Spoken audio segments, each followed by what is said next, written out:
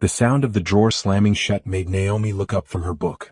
Her hand instinctively went to her swollen belly, where her 7-month-old baby kicked in response to the noise. She was sitting on the worn couch in their small apartment, her feet propped up because the swelling had gotten worse this week. The doctor said it was normal, but nothing about her life felt normal anymore. Brett walked past her carrying an armful of his clothes. He didn't look at her. He hadn't really looked at her in months, not since her belly started to show, not since she stopped being the woman he married and became something else. Something he apparently didn't want. "What are you doing?" Naomi asked, though somewhere deep inside she already knew. She had known for weeks, maybe longer. She had felt him pulling away, felt the coldness creeping into their marriage like frost on a window. "I'm leaving," Brett said simply. He dropped the clothes into a suitcase that sat open on the floor near the door. "I should have done this a long time ago." Naomi's heart began to pound. She struggled to stand, her pregnant body awkward and heavy. "What do you mean you're leaving?" "Brett, we're about to have a baby. In 2 months we're going to be parents." He finally looked at her, and the expression on his face made her blood run cold. There was no love there, no warmth, no recognition of the 5 years they had spent together. "No," he said. "You're going to be a parent. I never wanted this kid. I told you I wasn't ready." "We agreed," Naomi said, her voice shaking. "We talked about it. You said you wanted a family." "I lied." The words came out flat, emotionless. "Or maybe I changed my mind. Either way, I'm done. I met someone else. Someone who isn't pregnant and crying all the time. Someone who still looks good and doesn't spend every night complaining about back pain." The cruelty of his words hit her like a physical blow. Naomi felt tears starting to form, but she blinked them back. "Who?" "Veronica from my office. We've been seeing each other for 6 months. He said it like he was commenting on the weather. "She makes me happy. She's fun. She's everything you're not anymore." 6 months? Naomi's mind raced. 6 months ago she had just started showing. 6 months ago, they had gone to the ultrasound together and seen their baby's heartbeat. He had held her hand. He had smiled. "You've been cheating on me since I was 3 months pregnant? I'm not going to stand here and let you make me feel guilty," Brett said, zipping up the suitcase. "You know what? You trapped me. You knew I wasn't ready for a kid, but you got pregnant anyway. We weren't using protection. You said you didn't want to. Whatever." He grabbed another bag from the bedroom. "I'm leaving. Veronica and I are moving in together. Her place is nicer anyway." Naomi's legs felt weak. She sat back down on the couch, her hand still on her belly. The baby was kicking hard now, like it could sense her distress. "What about the baby? What about child support?" Brett laughed. It was a harsh, bitter sound. "Child support?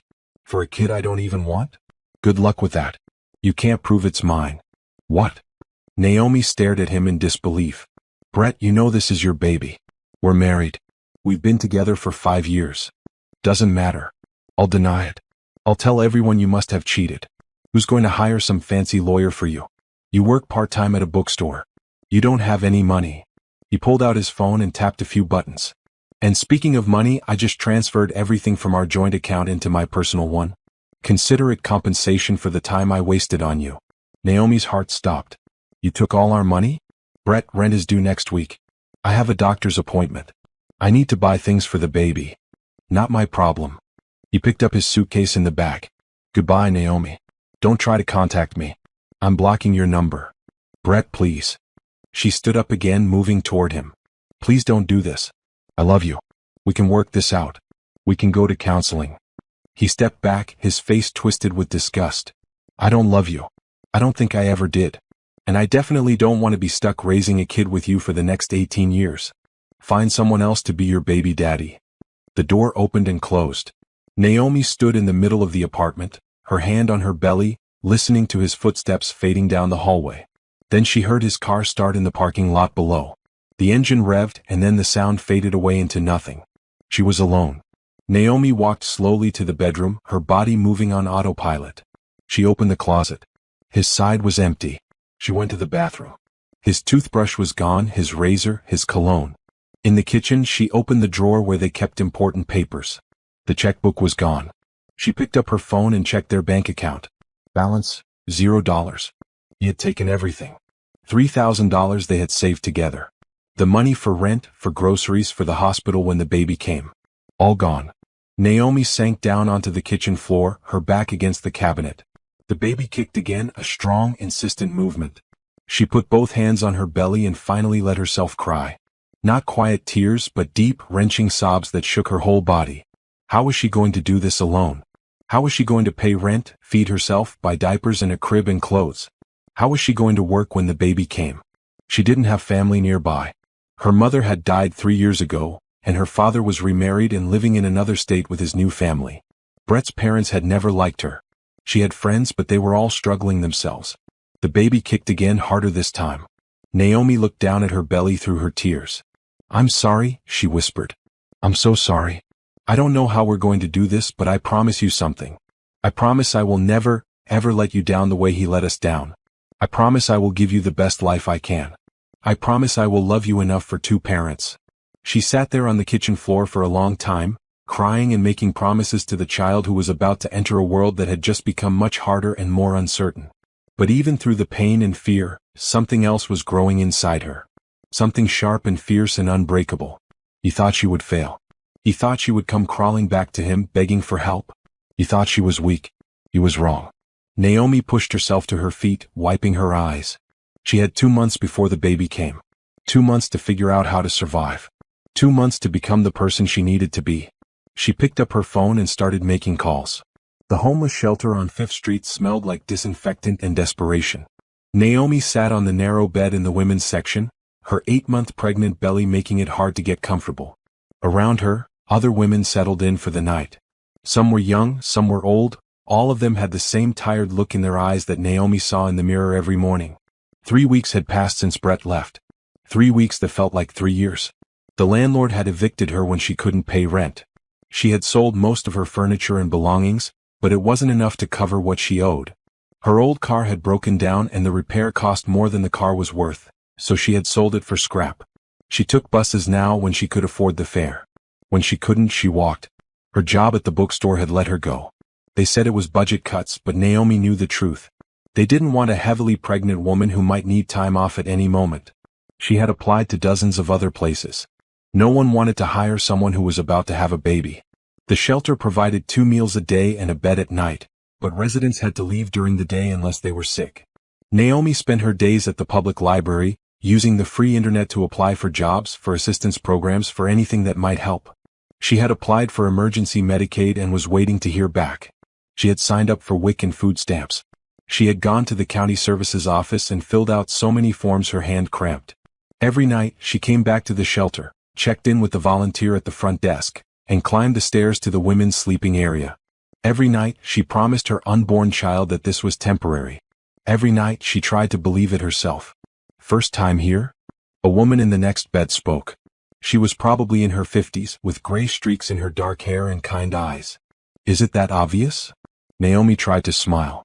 "You still look shocked. That wears off." The woman extended her hand. "I'm Patricia." "Naomi." They shook hands. "When are you due?" 4 weeks. Maybe less. The baby's measuring big. Patricia nodded. "You got a plan for after?" "Not really." Naomi felt tears threatening again. She cried so easily now. "I'm trying to find a job, but nobody wants to hire me like this. I applied for Section 8 housing, but the waiting list is years long. I'm hoping to get into a transitional living program for new mothers." "What about the father?" Naomi's jaw tightened. "He's gone. Took all our money and left when I was 7 months along. He's with someone else now." Patricia made a disgusted sound. "Men. Some of them aren't worth the air they breathe." She paused. "You file for child support?" "I went to the courthouse. They said I have to establish paternity first, even though we're married." "He's claiming the baby might not be his." Naomi's voice was bitter. "They're going to do a DNA test after the baby is born, but that takes time. And even if the court orders him to pay, he could just refuse. They can't throw him in jail right away. There's a process. The system is designed to fail women like us," Patricia said matter-of-factly. "But you can't give up. Your baby is counting on you." "I know." Naomi put her hand on her belly. "I won't give up. I can't." That night, Naomi lay awake on the thin mattress, listening to the sounds of the shelter around her. Someone was crying quietly in a corner. Someone else was snoring. Through the thin walls, she could hear the men's section on the other side of the building. This wasn't where she thought she would be at 26 years old. She had graduated from high school, gone to community college for 2 years before running out of money. She had married Brett when she was 21, believing in the future they would build together. She had worked hard, saved money, dreamed of buying a house someday. Now she had nothing. Less than nothing. She had debt from the broken lease and unpaid bills following her around. She had no money, no home, no job. Just a belly full of baby and a determination that felt like the only thing keeping her alive. The baby kicked, a strong rolling movement that made her gasp. "I know," she whispered. "I know you're ready to come out. I'm going to make sure you come out into something better than this. I promise." The next morning, Naomi woke at 6 when the lights came on. She went to the communal bathroom and washed her face with cold water. In the mirror, she barely recognized herself. She had lost weight everywhere except her belly. Her face was gaunt, her eyes hollow. Her hair needed washing, but the shelter only gave residents 10 minutes in the shower and the water pressure was weak. She dressed in one of the 2 outfits she owned, both maternity clothes she had bought at a thrift store. She went downstairs for breakfast, which was oatmeal and a banana. She ate slowly, making it last, knowing it would have to hold her until dinner. After breakfast, she took the bus to the county hospital for her checkup. The clinic was crowded with other women who looked just as tired as she felt. Naomi waited for 2 hours before her name was called. The nurse who checked her weight and blood pressure was efficient but not unkind. "You're measuring right on track," she said. "Baby sounds healthy. Any contractions?" "Some Braxton Hicks, I think." "That's normal. You're living at the 5th Street shelter?" Naomi nodded, shame burning in her chest. "I'm going to give you some information on programs that might help." The nurse handed her a folder full of pamphlets. "There's a program for new mothers at risk. They provide temporary housing for up to 6 months after birth while you get on your feet. The application is in there." "Thank you." Naomi clutched the folder like it was made of gold. "Also, you need to pack a hospital bag. Even if you don't have much, bring something for yourself and something for the baby. When your water breaks or contractions start, call 911. They'll bring you here." "Okay." The nurse looked at her for a long moment. "You're going to get through this. I see women in your situation all the time. The ones who make it are the ones who don't give up." That afternoon, Naomi went to the Goodwill and bought a small duffel bag for $2. She already had a pack of newborn diapers and a onesie that a church had given her. She added a change of clothes for herself and the few toiletries she owned. She kept the bag with her at all times, afraid to leave it at the shelter where it might be stolen. That night, she filled out the application for the Mothers Program. She wrote about her situation, about Brett's abandonment, about her determination to provide for her child. She wrote until her hand ached, pouring everything she felt onto the pages. She dropped the application in the mail the next morning and prayed someone would read it and see that she was worth helping. 2 weeks later, at 3 in the morning, Naomi woke to a sharp pain in her abdomen and wetness between her legs. Her water had broken. It was time. Simone came into the world screaming, her tiny fists waving in the air like she was ready to fight. Naomi held her daughter for the first time in the sterile delivery room of the county hospital, and something inside her shifted and settled into place. This was what mattered. This small, perfect person was worth everything. "She's beautiful," the nurse said, smiling. 8 pounds, 4 ounces. Healthy lungs on this one. Naomi looked down at her daughter's face. She had Naomi's dark skin and nose, but her eyes, when they fluttered open for a moment, were shaped like Brett's. Naomi felt a twist of anger and pushed it away. This baby was hers, not his. He had given up any right to her. "I'm going to call her Simone," Naomi said. "It means heard, in Hebrew. Because I hear you, baby girl. I hear you and I'm here." The hospital kept them for 2 days. Naomi learned how to nurse, how to change diapers, how to swaddle. A social worker came and talked to her about resources, about the application she had submitted for the Mothers Program. "We'll let you know in a few weeks," the woman said. "In the meantime, you can return to the shelter." On the 3rd day, Naomi wrapped Simone in the thin blanket the hospital provided, picked up her duffel bag and took the bus back to 5th Street. The other women at the shelter gathered around to see the baby, offering advice and hand-me-down baby clothes. Patricia, the woman who had befriended Naomi, gave her a bag of onesies and sleepers her own grandchildren had outgrown. "You're going to be just fine," Patricia said, touching Simone's tiny hand. "I can tell. You've got fire in you." The first weeks were the hardest. Simone woke every 2 hours to nurse. Naomi existed in a fog of exhaustion, sleeping when the baby slept, waking when she woke. The shelter had rules about noise, and Naomi spent many nights walking the halls with Simone pressed against her shoulder, trying to soothe her crying without disturbing everyone else. But slowly things began to change. The letter arrived when Simone was 3 weeks old. Naomi had been accepted into the mother's program. They had a room waiting for her in a transitional living facility, a place where she could stay for up to 6 months while she found work and saved money for her own place. The facility was in a better part of town. It was an old house that had been converted into apartments, each one a single room with a kitchenette and a private bathroom. It wasn't much, but to Naomi it felt like a palace. There was a crib for Simone, a real bed for herself, a lock on the door. Safety, privacy, a chance to breathe. The program also offered help with job placement, childcare vouchers, and financial counseling. Naomi met with her caseworker, a woman named Rhonda who had seen it all and took no nonsense. "Here's the deal," Rhonda said, sitting across from Naomi in the facility's small office. "You have 6 months. In that time, you need to find work, save first and last month's rent plus a security deposit for your own place, and prove you can support yourself and your baby. We'll help you, but you have to do the work." "I will," Naomi promised. "I'll do whatever it takes." "Good. Now let's talk about your skills and experience." Naomi explained her background, her community college classes in business, her work at the bookstore, her natural ability with numbers.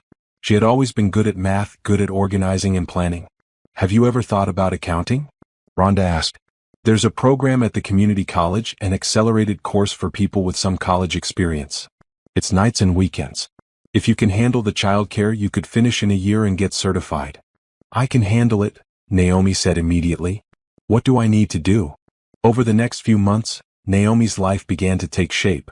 She enrolled in the accounting program, taking classes 3 nights a week and on Saturday mornings. During the day, she worked part-time at a tax preparation office, learning the practical side of the business while earning money. Simone stayed with a subsidized daycare provider who watched several children from the facility. It was exhausting. Naomi studied while Simone napped. She memorized tax codes while nursing. She did homework with her daughter sleeping in a carrier strapped to her chest. But she also began to see a future, a path forward that led somewhere better than where she had been. And she was good at it. Her professors praised her work. Her boss at the tax office noticed her attention to detail and offered her more hours. She began to believe in herself again, to remember that she was capable and smart and strong. When Simone was 8 months old, the DNA test results came back. The court confirmed what Naomi had always known. Brett was the father. The judge ordered him to pay child support, $200 a month. It wasn't much, but it was something. Brett didn't pay. Month after month went by and no money came. Naomi went back to court. The judge issued a warrant for his arrest, but Brett had moved and couldn't be found. Naomi learned that this was common, that deadbeat parents could dodge the system for years if they were willing to keep running. "It's not about the money anymore," Naomi told Rhonda. "I mean, it would help.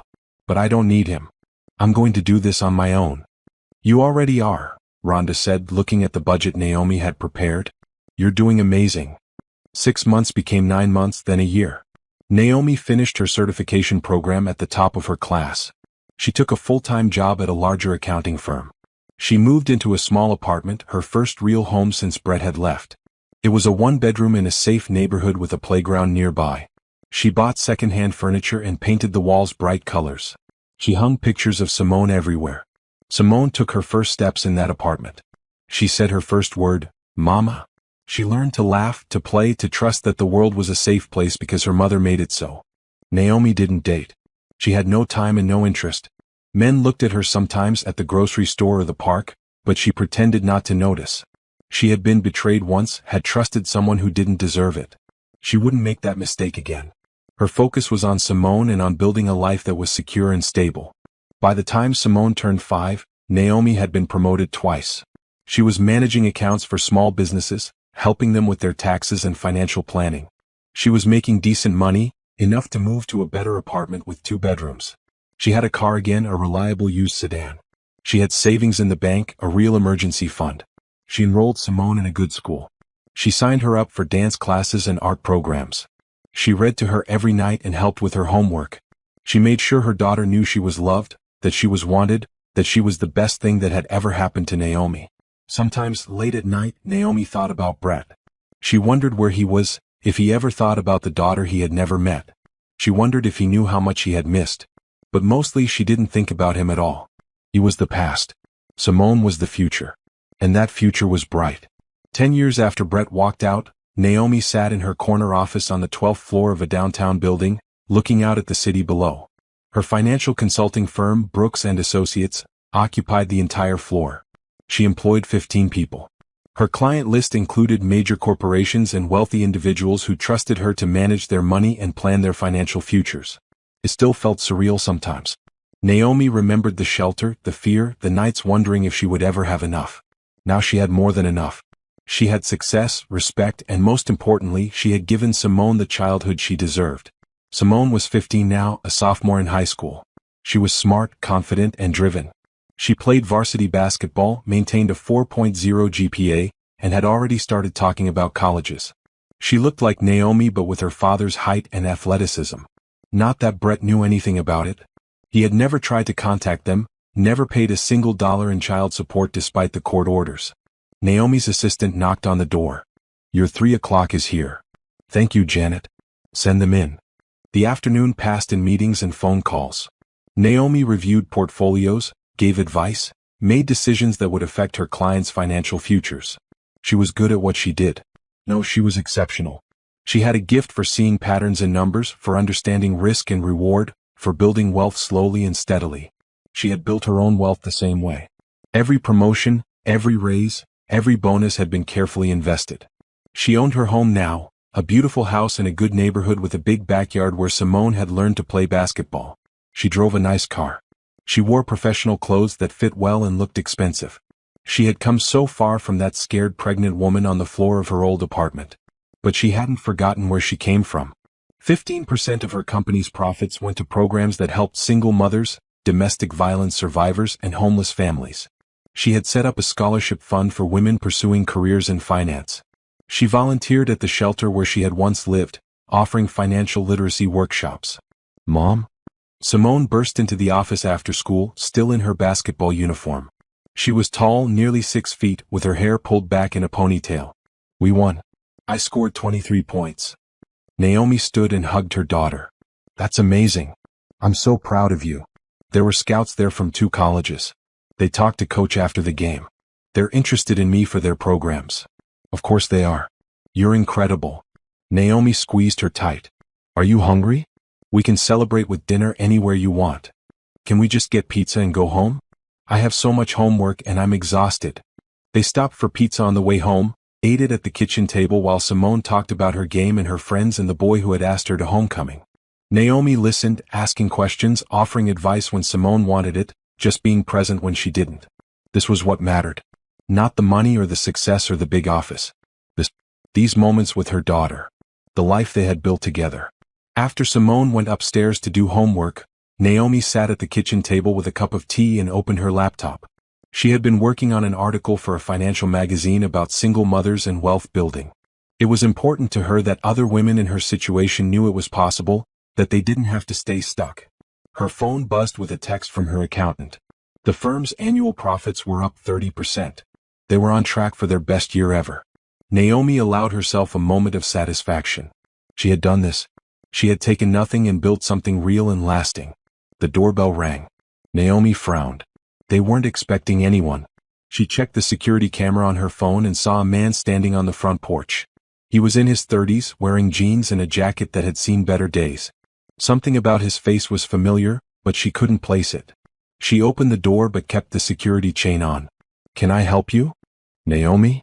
The man smiled, but it didn't reach his eyes. "It's me, Brett." Naomi's heart stopped.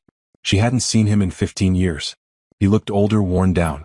There were lines around his eyes and gray in his hair. He had gained weight and lost something indefinable, some spark or confidence he used to have. "What do you want?" Her voice came out cold and flat. "I just want to talk. To see my daughter. I know I messed up, but it's been a long time. People change." He tried to look past her into the house. "Is she here? Simone? That's her name, right?" "You don't have any rights here," Naomi said. "You gave those up when you abandoned her. I was young and stupid. I've grown up. I've been following your success. I saw the article about your company in the magazine. You've done really well for yourself." His tone changed slightly, became more calculated. "I thought maybe we could talk. About the past. About the future. About how I could be part of Simone's life." Naomi's grip tightened on the door. Let me make something very clear. You will never be part of her life. You had your chance. You chose to walk away. You chose to deny she was yours. You chose to never pay a single dollar to support her. You don't get to come back now because it's convenient or because you read about me in a magazine. I'm her father. No. You're the man who got me pregnant. I'm her parent. I've been both mother and father for 15 years. She doesn't need you. I have rights, Brett said, his voice hardening. I'm on her birth certificate. I could sue for visitation. Try it, Naomi said. I have 15 years of documentation showing your complete absence. I have court records showing you denied paternity and refused to pay support. I have a team of lawyers who would love to shred you in court. You will lose and it will cost you money you clearly don't have. Brett's face flushed. You've become hard. Cool. I remember when you used to be sweet and kind. I remember when you took all our money and left me pregnant and homeless. People change, Brett. You made sure of that. She started to close the door. Wait. He put his hand on the door, stopping her. Look, I need help. Things haven't gone well for me. Veronica and I broke up. I lost my job. I'm behind on my rent. I thought maybe, since you're doing so well, you could help me out. Just for a little while. Until I get back on my feet. And there it was. The real reason he was here. Not to meet his daughter. Not to apologize. He wanted money. No, Naomi said simply. What happened to you? You used to care about people. I care about the people who matter. You don't. She pushed the door closed. You'll regret this, he shouted through the door. That's my daughter too. I'll take you to court. Naomi watched through the security camera as he stood on the porch for another minute, then walked away. She was shaking. She hadn't seen him in so long, hadn't thought about him in years, and now he just showed up like he had any right to be here. Mom? Simone stood at the top of the stairs. Who was that? Naomi turned to look at her daughter. How much had she heard? Nobody important. Just someone looking for directions. But Simone's face said she didn't believe it. She was too smart, too perceptive. It was him, wasn't it? My father. There was no point lying. Yes. What did he want? Money. Naomi walked to the stairs and sat on the bottom step. Simone came down and sat beside her. He saw an article about the company and thought I might give him some. Did you? Of course not. Simone was quiet for a moment. You never talk about him. There's nothing to say. He left before you were born. He never wanted to be your father. That's his loss, not ours. Don't you hate him? Naomi considered the question. I used to. When you were little and things were hard, I hated him so much I could barely breathe sometimes. But hate takes energy and I needed all my energy for you. So I let it go. He's nothing to me now. Nothing to us. Simone leaned her head on Naomi's shoulder. I'm glad he left. If he hadn't, you might not have become the person you are. We might not have what we have. Naomi wrapped her arm around her daughter. I wish you hadn't had to grow up without a father. You deserved better than that. I had you. That was always enough. They sat there together on the stairs, mother and daughter, two people who had survived and thrived despite everything. And Naomi knew that whatever Brett thought he was going to get from them, he was wrong. They didn't need him. They never had.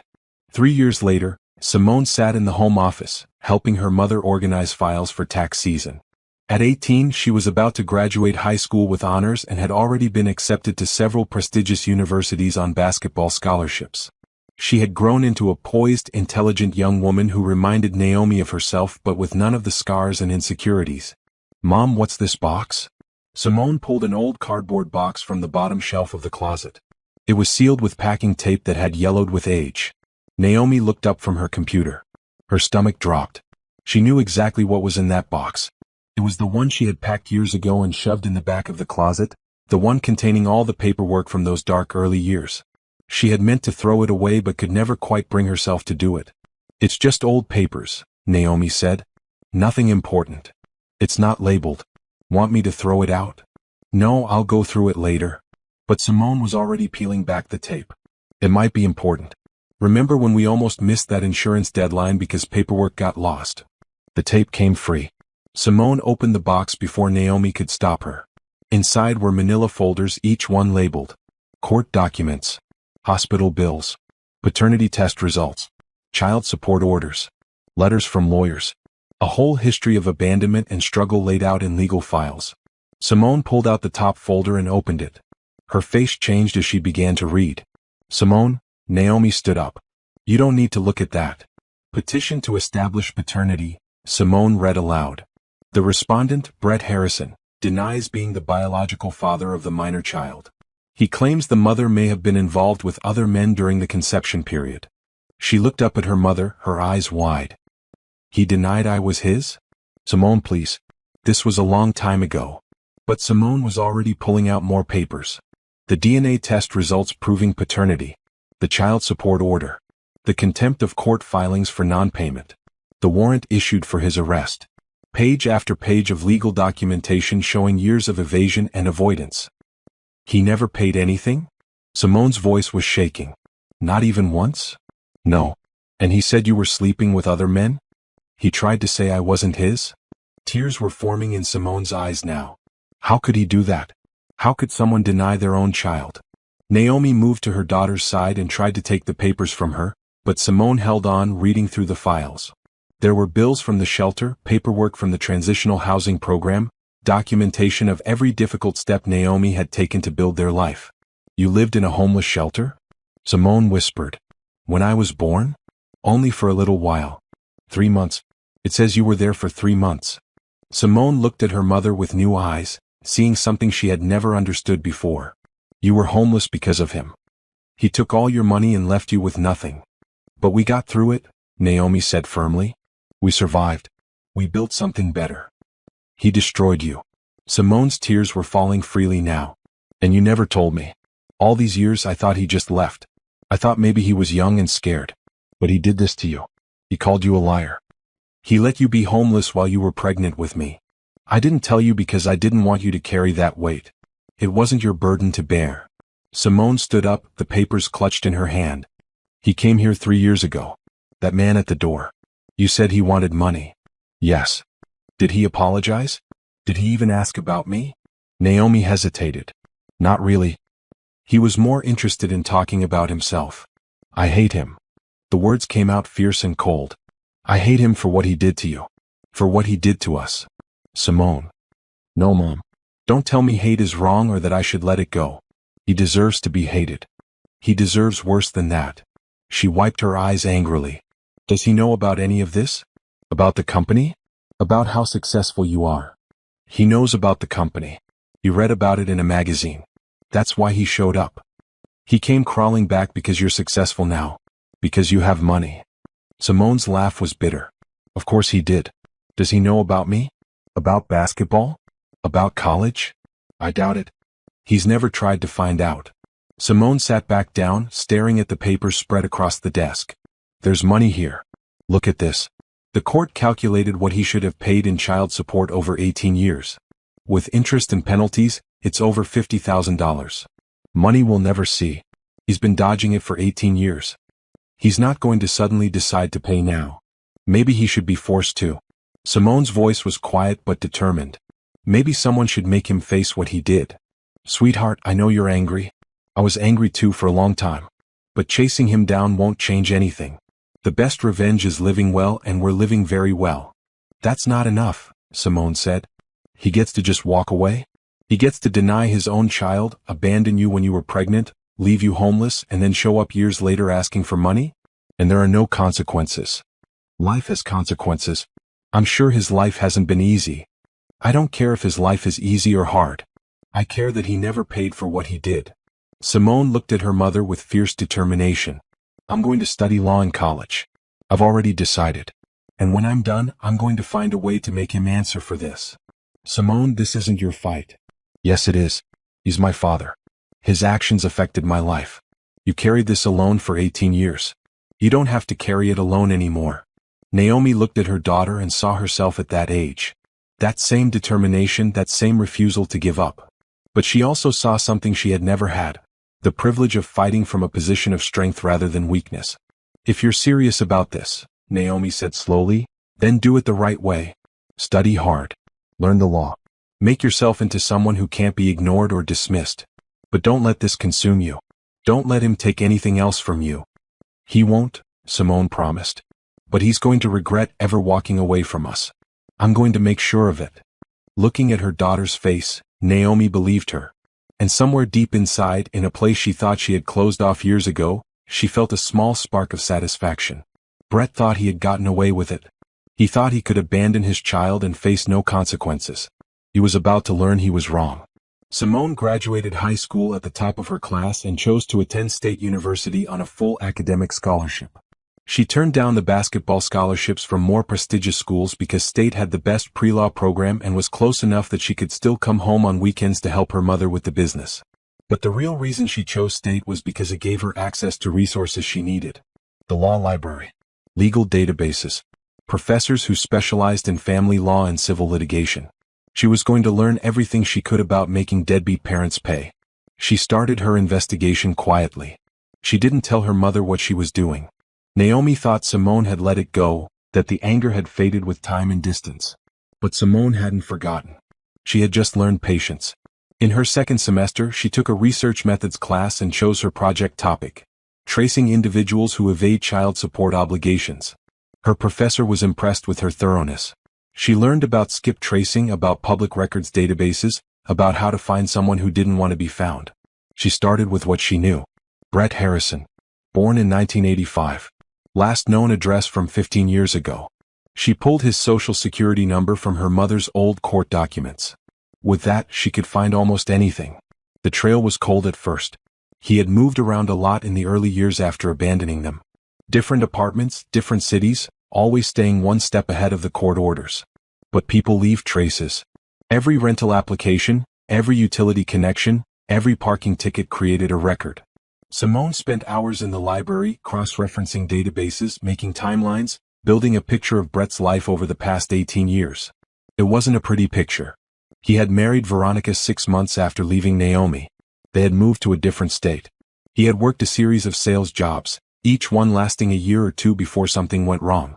She found court records showing he had been sued by former employers for embezzlement, though the charges were dropped due to lack of evidence. There were eviction notices, repossessions, small claims judgments against him. His marriage to Veronica had ended after 8 years. The divorce decree showed she had left him, citing financial deception and irresponsibility. She had gotten out with nothing because there was nothing to take. They had been drowning in debt.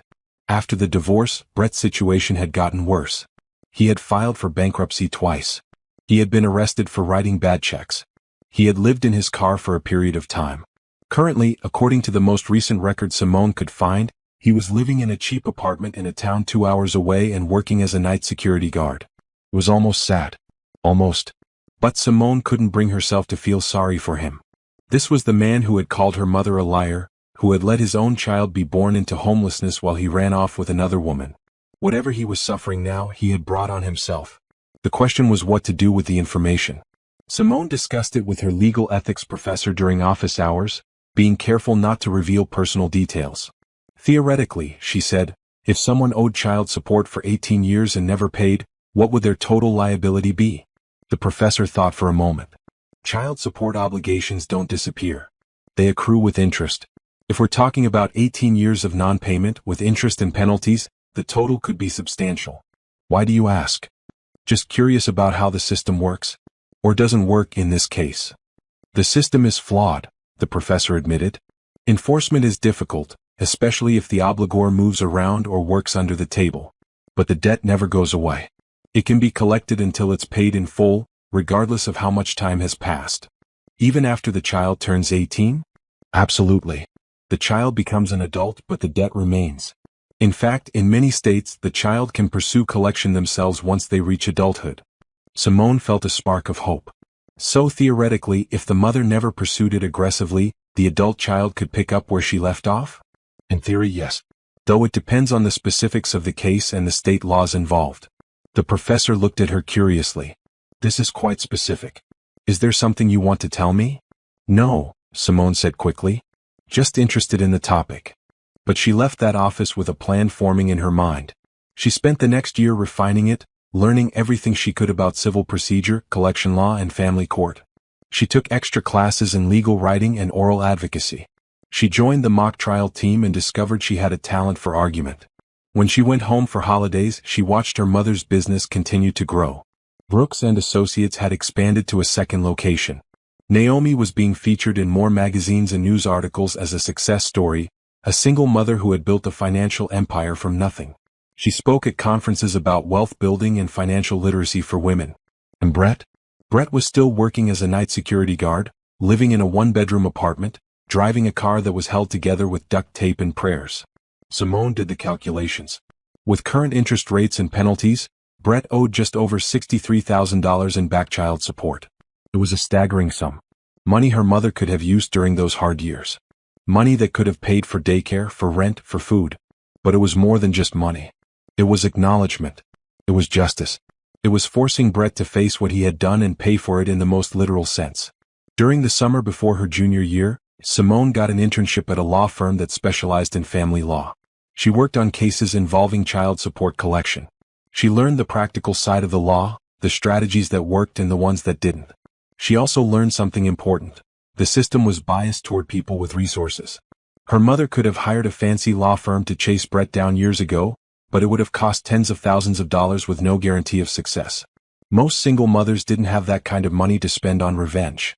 But Simone had something better. She had education, determination, and time.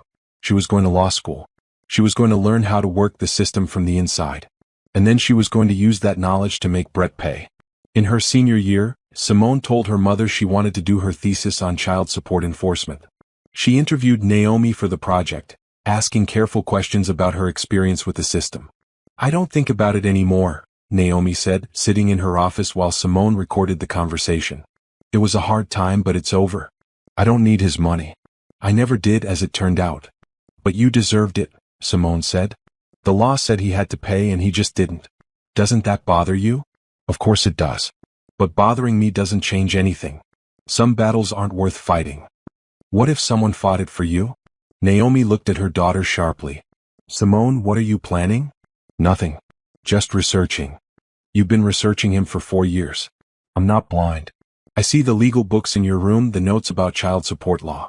What are you going to do?" Simone set down her recorder. "I don't know yet. But I know I'm not going to let him just walk away from what he did. He owes you more than money, but money is a start. I don't want his money. Then give it to charity. Use it for your foundation that helps single mothers. But make him pay it. Make him face what he did." Naomi was quiet for a long time. "If you do this, do it for the right reasons. Don't do it because you're angry. Don't do it because you hate him. Do it because it's right. I'm doing it because he doesn't get to abandon his child and pretend it never happened. I'm doing it because there should be consequences. I'm doing it because you deserve better and he needs to know that. And when you're done, when he's paid or been forced to face what he did, will that be enough?" "I don't know," Simone admitted. "But I need to try." Naomi reached across the desk and took her daughter's hand. "Then try. But be careful. Revenge has a way of consuming people. Don't let it consume you." "It won't," Simone promised. "This isn't about revenge. It's about justice." But as she left her mother's office and headed back to campus, she wondered if there was really a difference. Simone graduated college with honors and was accepted to law school at the state's most prestigious university. She threw herself into her studies with the same intensity she had applied to everything else in her life. She worked as a research assistant for a professor who specialized in family law. She volunteered at legal aid clinics helping women with child support issues. And she waited. She knew that confronting Brett directly would accomplish nothing. He was broke and had no assets to seize. But Simone had learned that there were other ways to apply pressure, other tools in the legal system that most people didn't know about. In her second year of law school, she helped with a case that involved collecting back child support from a man who had evaded payment for 12 years. The strategy they used was clever. Instead of trying to seize assets that didn't exist, they focused on making his life difficult until paying became the easier option. They reported the debt to credit agencies, filed liens against any future property, and got court orders garnishing his wages from any legitimate employment. The man had fought at first, but eventually the weight of the legal system wore him down. He negotiated a settlement, agreeing to pay a reduced amount over time. It wasn't a complete victory, but it was something. Simone studied that case carefully, thinking about how similar tactics might work with Brett. But she wanted more than just money. She wanted acknowledgement, public accountability. The opportunity came in an unexpected way. Naomi's company had continued to grow. She was now being profiled in major business publications as an example of entrepreneurial success. A documentary filmmaker contacted her about doing a segment on single mothers in business. Naomi agreed, thinking it might inspire other women. The documentary would air on a major streaming platform. It would include interviews with Naomi, footage of her company, and the story of how she had built everything from nothing after being abandoned while pregnant. When Simone heard about the documentary, she immediately saw the potential. A national platform. Millions of viewers. The perfect opportunity to bring Brett's actions into the light. "Mom," she said during a visit home, "this documentary is going to be huge. Everyone will see it." "I hope so," Naomi said. "If it helps even one woman believe she can overcome her situation, it will be worth it." "They're going to ask about Brett. About what happened." "I know. I'm going to tell the truth. That he left us and I had to start over." "What if he sees it?" Simone asked carefully. "What if he realizes how successful you've become and tries to contact you again?" "He did that before. I told him to leave." "But what if he's desperate? What if he thinks this is his chance to get something from you?" Naomi frowned. "Why are you asking this?" "Because I want to be prepared. If he reaches out, if he tries to worm his way back into our lives, I want to be ready." "Ready to do what?" Simone met her mother's eyes. "To make him face what he did. To show him that actions have consequences, even 20 years later." The documentary filmed over several months.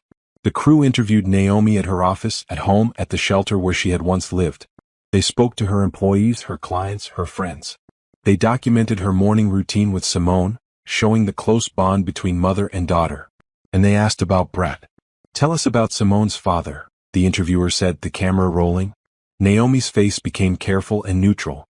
"He left when I was 7 months pregnant. Took all our money and moved in with another woman. He never paid child support. He's never met his daughter." "Did he know you were homeless for a time?" "He knew. He didn't care." "And now? Does he know about your success?" "He showed up once a few years ago. He had seen an article about my company. He wanted money." Naomi's smile was sharp. "I said no." "Do you have any regrets?" "About him? No. He was the worst thing that happened to me and the best thing that happened to me.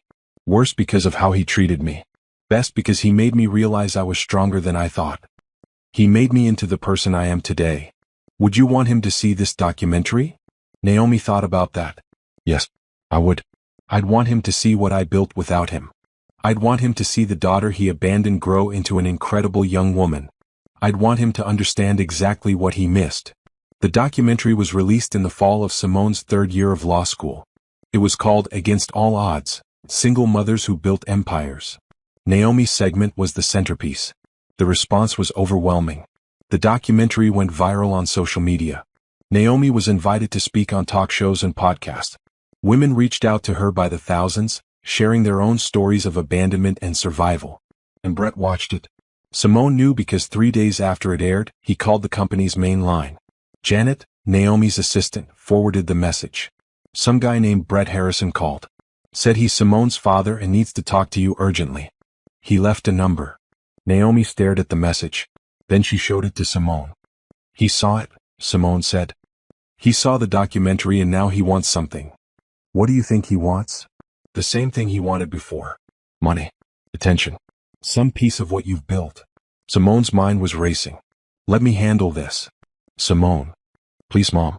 Trust me. I know what I'm doing." Naomi looked at her daughter, now 22 years old and about to graduate law school. She saw the determination in Simone's eyes, the same determination that had gotten Naomi through those dark early years. "Okay," she said finally. "Handle it. But be careful." Simone called Brett back using a number he wouldn't recognize. He answered on the second ring. "Hello. Is this Brett Harrison?" "Yeah. Who's this?" "My name is Simone. I believe you've been trying to reach my mother, Naomi Brooks." There was a long pause. "Simone? My daughter Simone? Biologically, yes. In every other way that matters, no. I've been trying to reach your mother. I saw the documentary. I had no idea things were so hard for her. If I had known." "You did know. You took all her money and left her pregnant and homeless. Don't pretend you didn't know."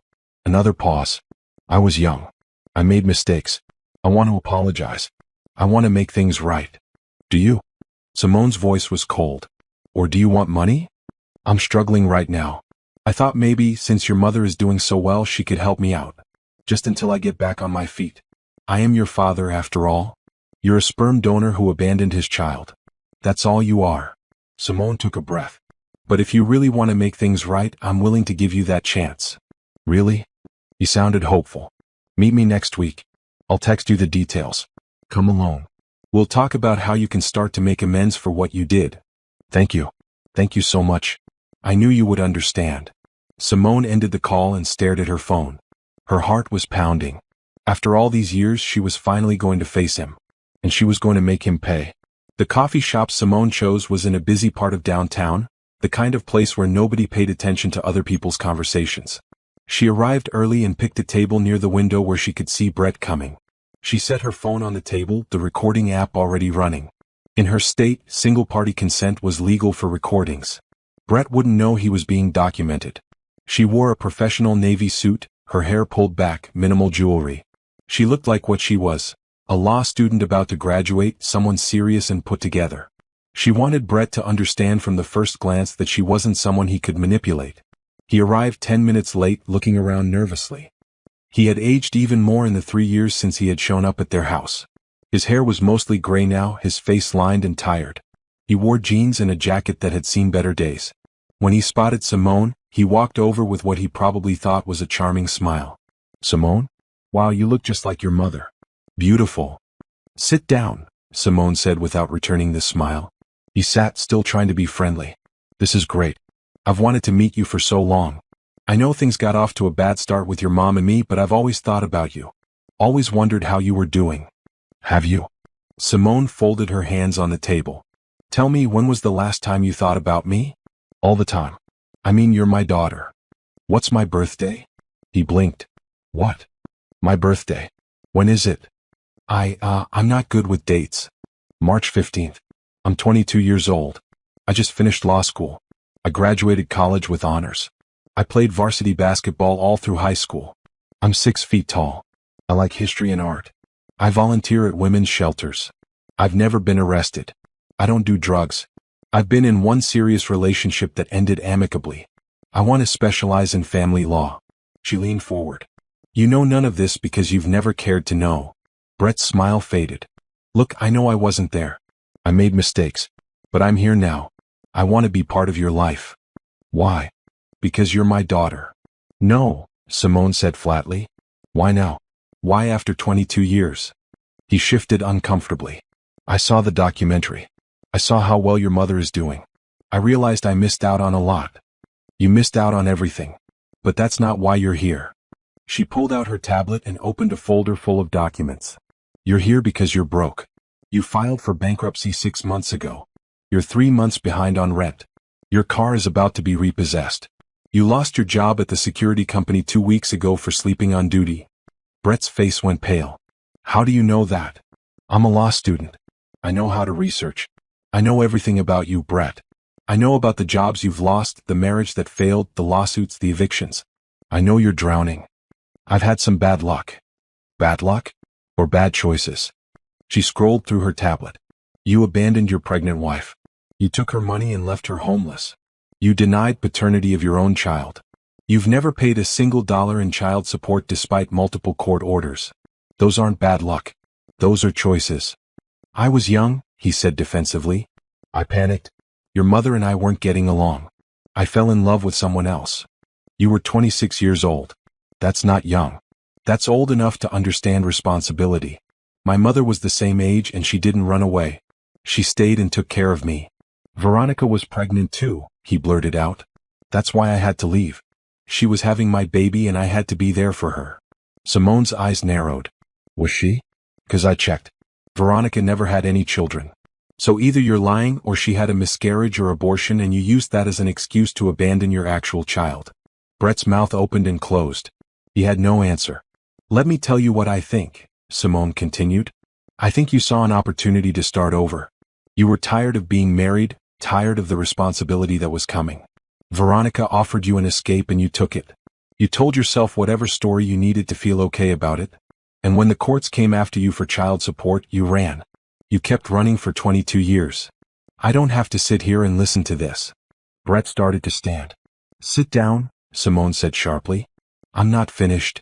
Something in her voice made him sit. You called my mother, Simone said. You asked to meet with me. That was your choice. Now you're going to hear what I have to say. She pulled out another document. This is a calculation of what you owe in back child support. The original court order said $200 a month. Over 22 years, that's $52,800. With interest and penalties, it's now $63,417. Brett stared at the number. I don't have that kind of money. I know you don't. But you owe it. The debt doesn't go away just because you can't pay it. Your mother doesn't need my money. She's rich. She has millions. That's not the point. For the first time, Simone's voice rose. The point is that you owe it.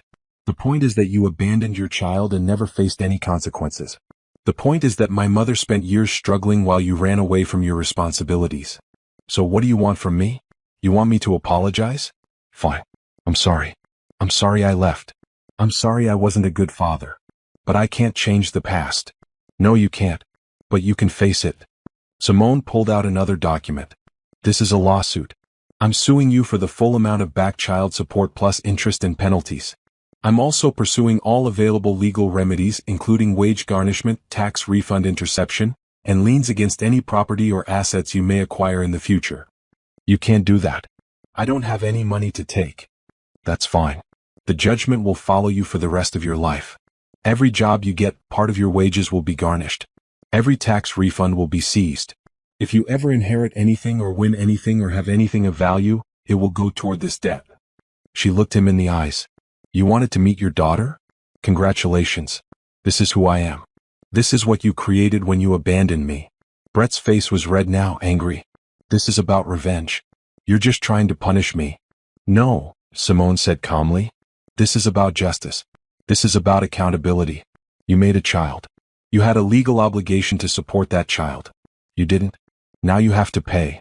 Your mother put you up to this. My mother doesn't even know I'm here. She told me to let it go, to move on. But I can't. Because what you did was wrong and wrong things should have consequences. Brett slumped in his chair. I can't pay $60,000. I can barely afford food.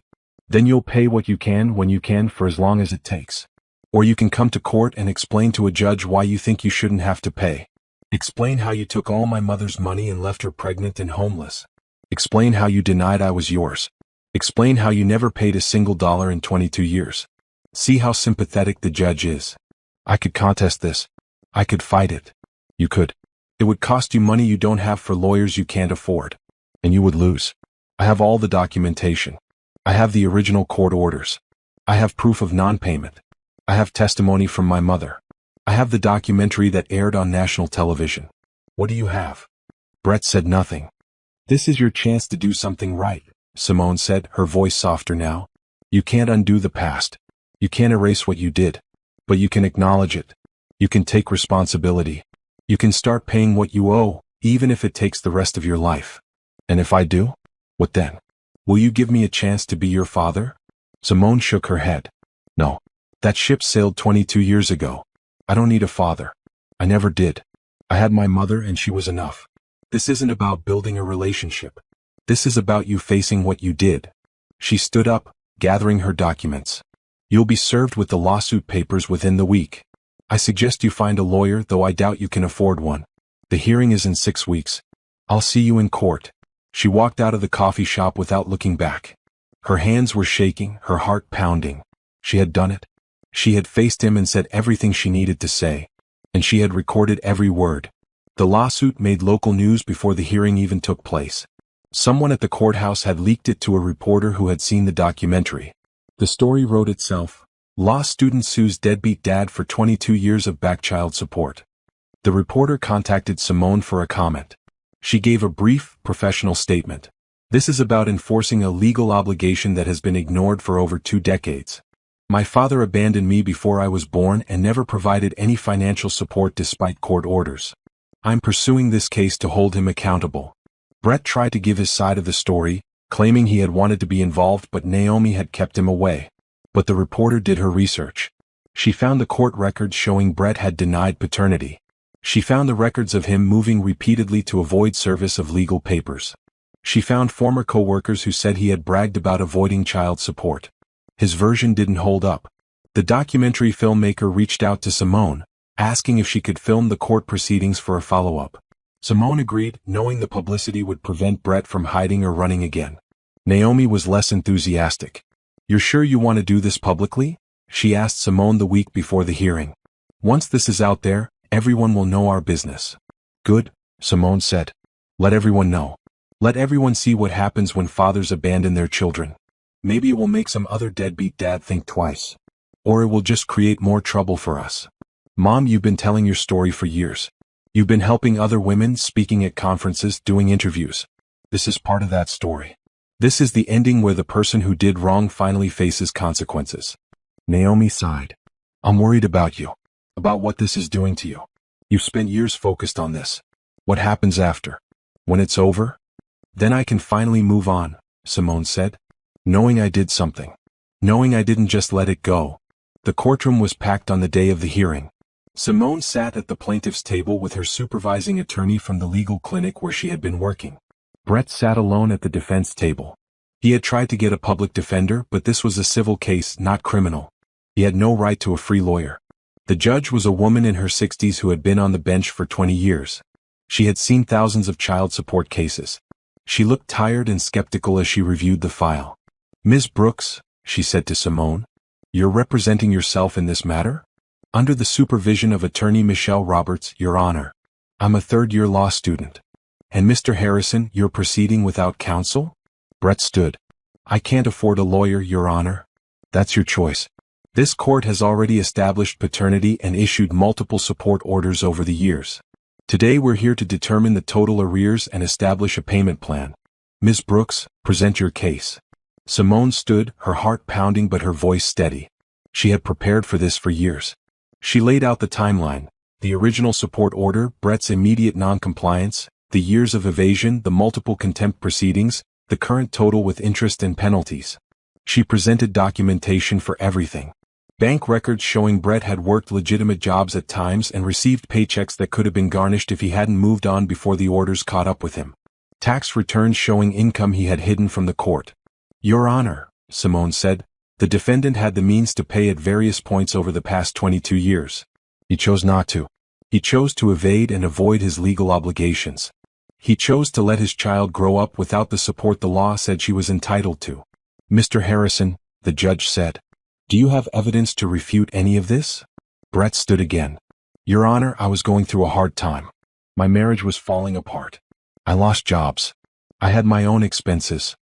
"Did you have a child you were legally obligated to support?" "Yes, but..." "Did you make good faith efforts to pay what you could, when you could?" Brett hesitated. "I didn't think I could afford it." "Did you contact the court to request a modification of the support order based on changed circumstances?" "No." "Did you make any payments at all in 22 years?" "No, but..." "Then you have no defense." The judge looked at the calculations Simone had provided. "The court finds that the defendant owes $63,417 in back child support, interest, and penalties. Mr. Harrison, how do you propose to pay this debt?" "I don't have that kind of money, Your Honor. I'm unemployed right now." "That's not the question. The question is how will you pay it?" "I can't. I'm filing for bankruptcy again." "Child support debt survives bankruptcy, Mr. Harrison. You can't discharge it." The judge's voice was hard. "You created this situation. You will resolve it." She ordered Brett's wages garnished at the maximum rate allowed by law as soon as he found employment. She ordered his tax refund seized. She placed liens against any property or assets he might acquire. She ordered him to appear in court every 3 months to prove he was actively seeking employment. "If you fail to comply with any of these orders," the judge said, "you will be held in contempt and you will face jail time. Do you understand?"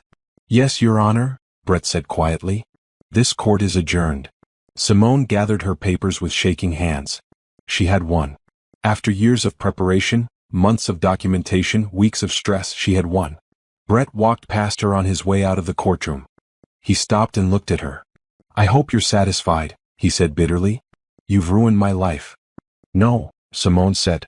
"You ruined your own life when you abandoned your child. I just made sure you faced the consequences." Outside the courtroom, reporters waited.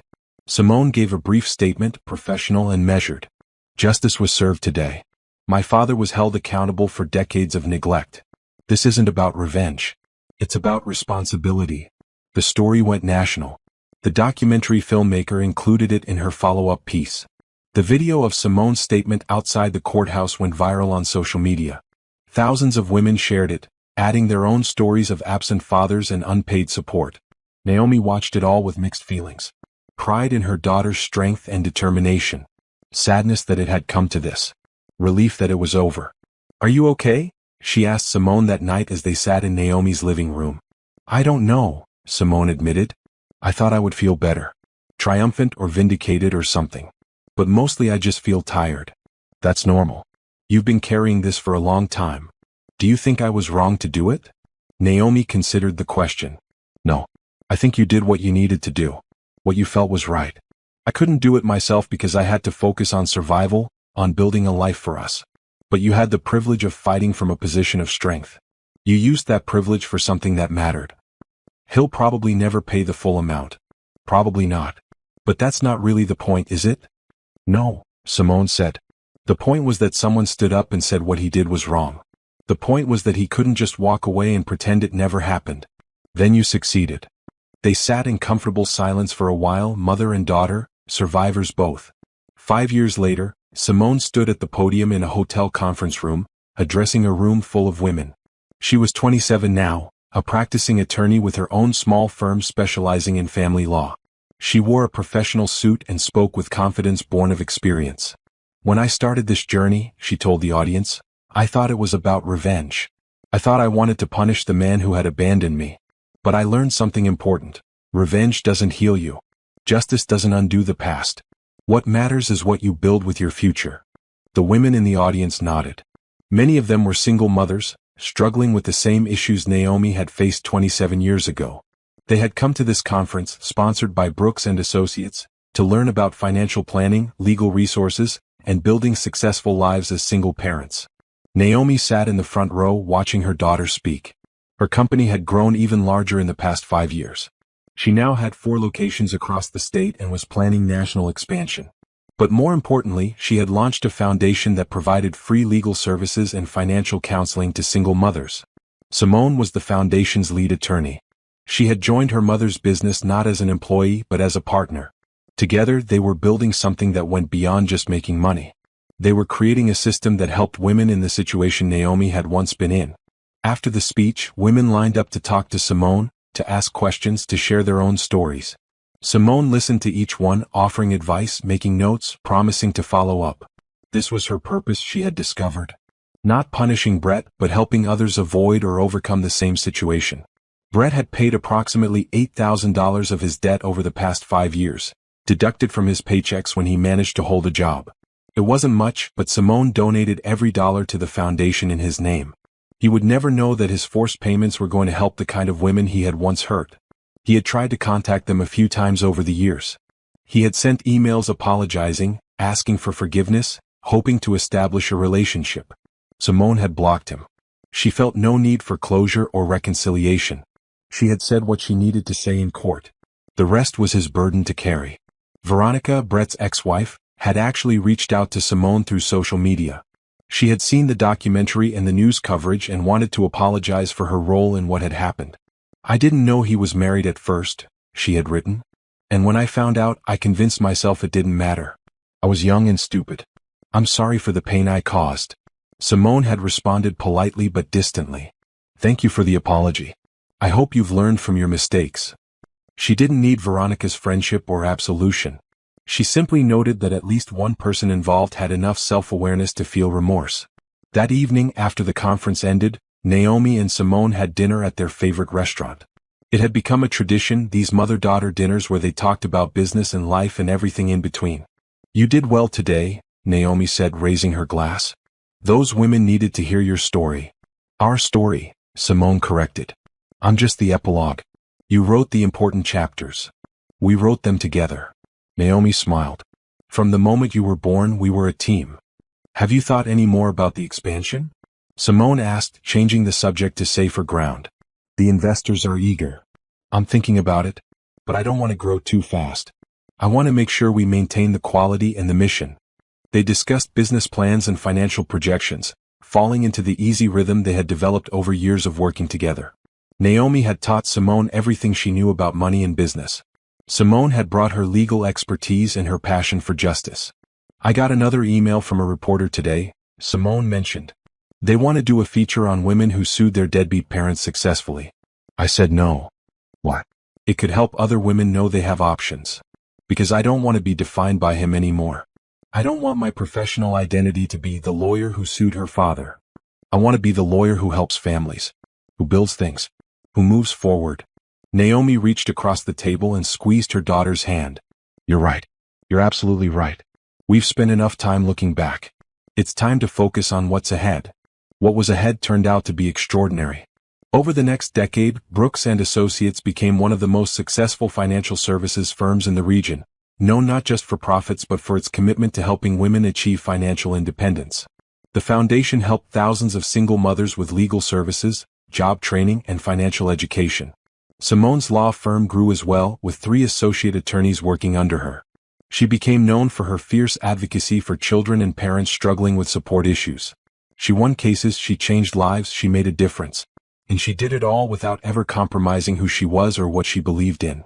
When Simone turned 35, Naomi threw her a birthday party at their company's headquarters. The room was filled with family, friends, colleagues, and clients whose lives they had touched. Simone stood in the center of it all, surrounded by people who loved and respected her, and felt profoundly grateful.